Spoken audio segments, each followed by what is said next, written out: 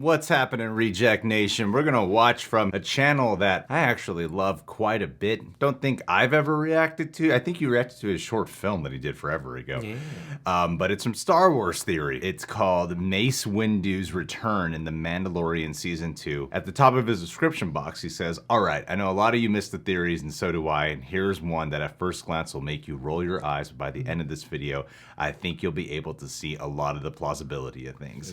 So I'm excited to check this out. Seriously, I mean, Star Wars Theory is an amazing channel, and I often buy into his theories too. If you guys haven't seen our Mandalorian reaction to the latest episode, it's up on YouTube now. And I also want to say thank you to everyone who watched that announcement video I put up yesterday. It got a lot of engagement, I'll put it like that. There's a lot of engagement, and I really appreciate all the support. Like, it really means the world to me. So if you haven't seen that, you can go ahead and check that out too. But sincerely, it means a lot. Thank you.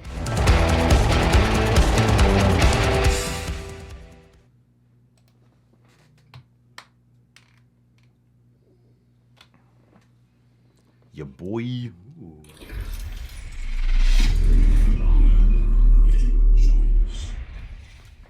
Alright, I know a lot of you missed the theories, and so do I. So here's one that at first glance will probably make a lot of people roll their eyes, but by the time you finish this video, I think you'll be able to see a lot of the plausibility of this actually happening. Maybe. The more I write this theory, the more it makes sense. But first we need to understand a lot of lore and backstory. So sit tight. Lore! Backstory canon. In Star Wars Revenge of the Sith, Mace Windu fell out the window.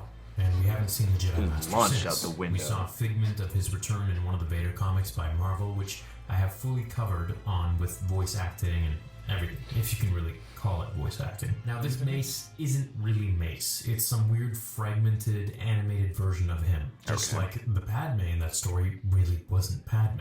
With that being the only real quote-unquote return of Mace Windu, can we say that he's truly dead? Now in this theory, I'm gonna say that he didn't die that day. By Rise of Skywalker, he is that we heard his voice speak to Rey in The Rise of Skywalker. And you're also probably thinking, well, that definitely means he's dead, right? Sure, maybe, but how did he speak to Rey? This is where all the lore and backstory comes in. And then we'll get to the theory of how he is in Mando and his death. If it wasn't for Qui-Gon Jinn, no one would be a Force ghost. Qui-Gon Jinn met the Shaman of the Wills. Now these were ancient, powerful beings, almost like priests of some sorts. During Qui-Gon's life, they taught him how to transfer his essence beyond death.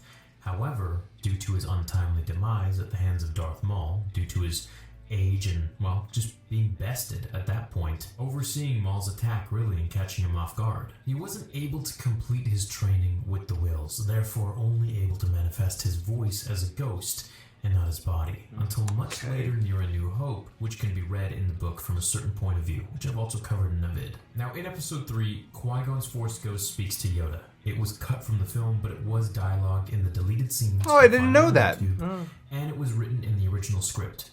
It's that moment on Polis Massa where Yoda is meditating during Padme's labor, to which Bail Organa, the future adopted father of Leia, interrupts Yoda's communication with Qui-Gon. Once Padme dies and Obi-Wan and Yoda speak, we learn that Qui-Gon is now Yoda's master, who has taught him how to commune with him in the Force. To Obi-Wan's surprise, really? he's still very much around in the Force. Really? I'm hoping that we see or hear from him in the Kenobi show. Okay, so now you're all Whoa, I didn't know that. Into the theory. Mace Windu didn't know how to transfer his essence into the Force. Not yet. When he fell out the window, he had to have survived to somehow learn this ability from someone.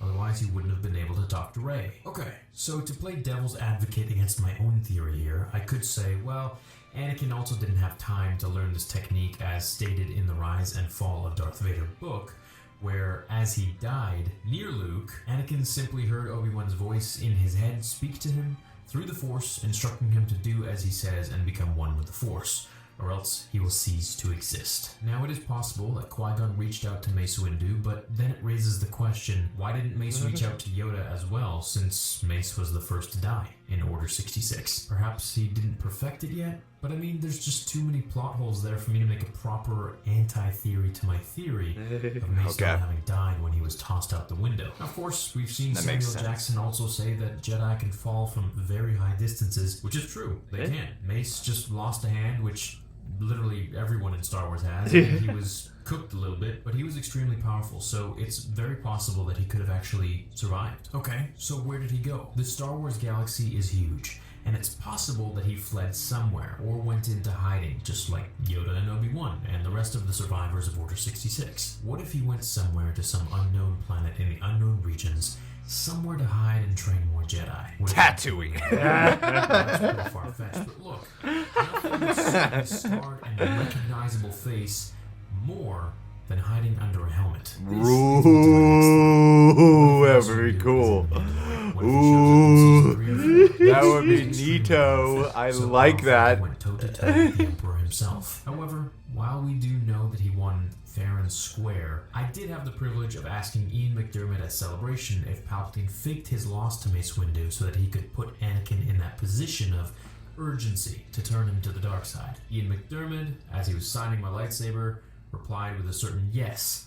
However, of course, this is a question that I'd want to ask George Lucas, who has confirmed that Samuel Jackson did in fact beat Palpatine. But I would like to ask him again, or maybe I just need to accept that Mace Windu is more powerful than the Emperor. Anyways, if Mace is alive, seeing him as a Mandalorian would not just be cool, it would fit a lot of the story for the Jedi that could help reunite the child with his species. There is no person in the galaxy that knows Yoda better than Mace Windu. In fact, he knows him better than Luke would. Mace sat with Yoda as second in command, and in some cases, first in command. Master Windu, in a lot of ways, could have been the chosen one, if he had brought balance. He was certainly powerful enough. He used the light side and the dark. He was the master of his emotions, and he had surpassed all of his teachers as a young boy, growing to become the most powerful Jedi, just before Anakin could see his full potential, until of course he lost to Obi-Wan. Or should I say, lost to his own arrogance. So let's say Mando takes the child to Ahsoka, and she eventually tells him that she's not really a Jedi anymore, so someone she knows who can really show him the way to reuniting the child with its species is of course Mace Windu. And she points him to this Easter egg-like hunt in season 3 or 4, something, throughout the galaxy to find Mace Windu when we finally do. Now I could see Mace living his life almost like Thanos in Infinity War, an old Jedi Master laying low, perhaps growing his crops and training those who exhibited Force powers at an early age. Turning the stones into atoms. You know? And eventually along the way, learning a ton from Yoda, who communed with him through the Force, and Obi-Wan after their deaths. Perhaps even coming across Luke Skywalker and learning of the fate of Anakin and the Emperor, teaching Luke so much about his father's youth. This could be Mace's return. This could be how Mace fits into the Mandalorian. So you're probably saying, well, okay, but what about his death? Well, what if while the Mando is finding the path to Mace Windu, he is followed by someone notorious, flying the Slave One ship? And once he does leave Mace, with the information on where to unite the child with his parents, Boba comes in, and how poetic would it be if Mace Windu's death came full circle with a disintegration? And what I mean is Boba Fett finds him and kills him, transcending Mace into the Force, and Boba avenging his father, Jango. Hey. Oh, cool. That would be rad. I like that. Film to which the real story is only just about to begin in the sequel one day when I get to do it. Catch you on the next video until the Force will be with you. Always. Oh, that would be pretty sweet. Do it. Do it. Pull the string. I had a feeling it would somehow tie back into Boba Fett, which I think would be really neat because, as we know, he killed Jango Fett. Boba Fett was there in Attack of the Clones and all sad. And then in Clone Wars, there's several episodes dedicated to Boba Fett falling down the wrong side of the tracks and specifically wanting to avenge his father and go after and kill Mace Windu, which obviously he doesn't succeed in. Long story short, there's a few dedicated episodes to it that you guys can watch, but they're pretty damn cool, and they give you really good insight into Boba Fett. But I do think just the theory alone of bringing it full circle with Boba Fett now officially established in The Mandalorian to be a character, and we still don't know what his deal is with the character in The Mandalorian. He's supposed to have a bigger role soon to come. It could be like towards the end of this season, it could be next season, we don't know yet, but for sure he's supposed to be a bigger character at some point. I could see that theory landing in some way where maybe when Boba Fett develops a relationship with Din Djarin and maybe they work together, help each other out, or Boba Fett helps him out in some way, or maybe it's just a conflict over the armor trying to get it back or something, right? Who knows? But it could easily lead to him like stalking him or tracking him if he knows Din Djarin is going after Mace Windu. I do love the concept though of bringing that full circle. There was a lot that little Boba Fett in Clone Wars had to learn, a lot of life lessons he had to pick up, but it would be a pretty sweet full circle to happen if he was to take out Mace Windu ultimately and turn him into an official Force ghost. I haven't read any Star Wars book ever in my life, or even a comic book, but from seeing a lot of Mace Windu in the Clone Wars, all the personality traits and the caliber of power that he has, I don't really feel like is on display in the movies. You could probably pick up on it if you've seen Clone Wars or something. I feel like, especially for fans of that show, to tie it in here for The Mandalorian, I'd be down, man. I mean, that sounds like a great ass theory, and I would love it. I mean, come on, like you know, Yeah, of course, he could survive that incident with Palpatine. It's become a well-established movie trope now that if you don't witness the actual moment of a character's death, they could easily not be dead for a million reasons. Yeah. And yeah, I totally could see Mace Windu surviving that somehow. I mean, yeah, in bad shape, needing to recoup, but in the Star Wars universe, and after Boba Fett just came back, like Mace Windu could probably sure come back. And yeah, I really love this theory too, because it's a totally Mandalorian style predicament. Yeah, maybe they have an uneasy alliance of some kind, Boba Fett and Din Djarin having to go, I need Mace Windu because of the child, so you can't just kill him, but then I know that, you know, once our arrangement ends, you get to do what you have to do. Like, you know, and there's a conflict there that I'm already getting excited about. Plus, The Mandalorian, I think, is one of those shows now too where people want to get their chance to jump in, no matter what, you know, caliber role. And for a guy like Sam Jackson and a, you know, famous character like Mace Windu, that might be a cool way to bring that capability from the extended Star Wars universe to the live action screen, do it justice there in a place where it seems like a perfect arena for it. True. You know, I loved this theory too. And also just the ideas brought in about, you know, from the outside media about the Force ghosts and whatnot, Qui-Gon's additional presence as, you know,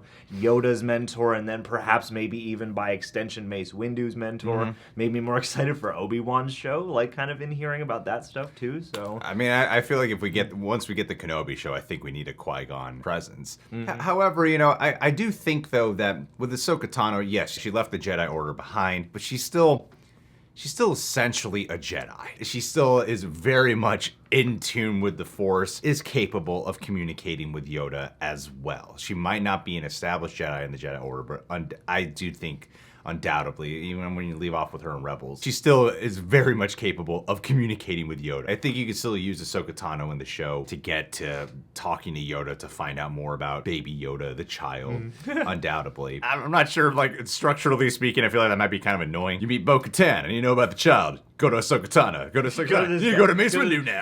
Talk to this friend. Talk to that friend. That Mace Windu needs to talk to Yoda. I don't want it to come at the expense of Ahsoka Tano's impact and presence on the show. Yeah. I don't want it to cheapen that in any way, just to get, you know, more cool Star Wars stuff in here, you know, because, yeah, you could also, if handled poorly, teeter into that territory. But I do think for the Boba Fett arc to fully serve his arc, you establish him in Attack of the Clones, the ending shot with him in Attack of the Clones, and then Clone Wars, his whole mission of wanting to kill Mace Windu, and he's kind of nothing really. Like, let's face it, guys, Empire Strikes, he's like a cool dude, but he's not really a character. He's a toy. He's an action figure. But then to really bring him back here, and after surviving the Sarlacc pit, and then knowing that his core wound was based off of this revenge mission, you know, at least him having some type of encounter with Mace Windu, I think would be fulfilling. Guys, what do you think about this theory? Leave your comments down below. Subscribe to Star Wars Theory if you haven't done so already. I mean, if you're a Star Wars fan, you just oughta.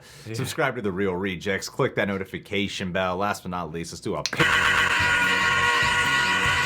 Sarah Campbell. Sarah Campbell is someone who's constantly in our late night live streams, and I'm always happy to have her there. She's constantly contributing to our streams, and she's a recent Patron Jack who qualifies for a Patron of the Day shout out. Welcome. Now, the unfortunate part is just because of the way we have organized our shout outs. You're here for a Star Wars video shout out, and from my understanding, you've never seen a You Star Wars love thing in your Star life. Wars with all your heart, and you get really upset when they deviate from the mythology that you've invested so much time in. But Sarah, still, I'll let you know what video your shout-out's in. And we want to give you a traditional shout-out here. So S stands for Super Tuper. Ooh, A stands for admirable. R stands for righteous. A stands for also amazing. H stands for honorable. Ah, so many great qualities about you. Sarah, you are just the best You're human the being in the best, world, Sarah. apparently. You've done it. Share the wisdom with the rest of us. Hopefully you're not writing up too many people as you're working in HR, you know? Don't overstep any boundaries. Don't be Toby, you know what I mean? But thank you so much for being here. Much love to you. You be safe.